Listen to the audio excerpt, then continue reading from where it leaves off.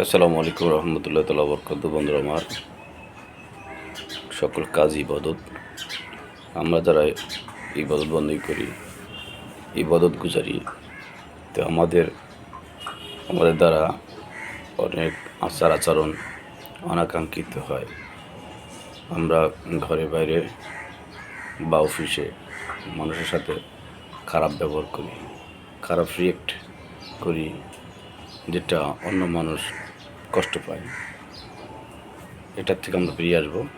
কারণ ইবাদত বন্দেগী যারা করে, নামাজ কালাম জিফা যারা আদায় করে, তাদের মন মাইন্ড কোমল হওয়া অতীব জরুরি। তাই ইবাদত বন্দেগী কবুলের পূর্ব শর্ত হলো আপনাকে বিনয়ী হওয়া, আন্তরিক ভালোবাসা মহব্বত সৃষ্টির প্রতি রাখা। যদি আপনি বিনয়ী না হতে পারেন এবং আপনার ব্যবহার আচরণ দ্বারা যদি মানুষ কষ্ট পায়, তাহলে লোক দেখানো নামাজ ইবাদত বন্দেগী কিছুই কাজে আসবে না, আল্লাহ রসুল কবুল করবে না।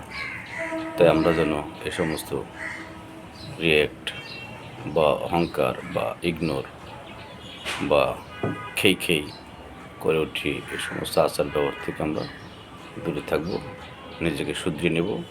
সকলে ভালো থাকবেন, সুস্থ থাকবেন। আসসালামু আলাইকুম রহমতুল্লাহ তাআলা বরকাতুহু।